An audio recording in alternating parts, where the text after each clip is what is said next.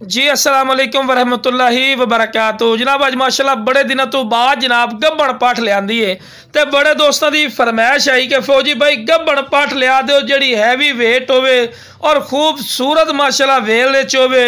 ते अज ना माशाल्लाह खूबसूरत माशाल्लाह फेस ब्यूटी दे विच ने चंगे कन्ना दे लापा रिसू और वेल माशाल्लाह जबरदस्त फेस ब्यूटी चेक करो कमाल दी माशाल्लाह फेस ब्यूटी सु माशाल्लाह चंगी जाला रिसू और बिल्कुल लवी पाठी ने चार दंद जनाब चार दंद पाठी ने और गब्बन पाठ जनाब चेक कर सकते हैं हवाना चड्डा बना रही है 2 तो 2.5 महीना की गारंटी शुदा गब्बन पाठी ने ते माशाल्लाह हुसन वेखो बिना इस तू वध हुसन खूबसूरती नहीं होती। तो लो मेरा चारा भी खवा के भी खा रहे हैं कि सेहतमंद और माशाल्लाह एक्टिव ने हुण डिमांड की गल की जाए जनाब ये नाल दी तुसी मंडी का विजिट कर सो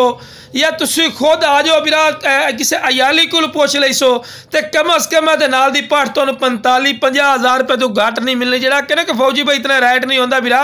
तू मंडी का विजिट कर तेन पता लगे भी की रेट ने लेकिन अपनी की डिमांड है जनाब सिर्फ 37,000 रुपये की डिमांड कर रहा है तो फिर भी कुछ प्यार मुहब्बत कर लिसा है तो हुसन खूबसूरती क्वालिटी वो तुहाडी अखां दे सामने माशाल्लाह जितनी तरीफा करे ना बंदा फायदा कोई नहीं होता चीज़ तुहाडी अखां दे सामने माशाल्लाह। तो लो बिरा टोर फिर के भी खा रहे हैं कि कोई लंगड़ी लूली नहीं सेहतमंद और माशाल्लाह एक्टिव ने तो जिस बिरा नूं चाहिए जनाब स्क्रीन ते नंबर चल रही है इस ते राबता कर लवे तुहाडे राबते की कदर होसी और इंशाल्लाह मुनासिब रेट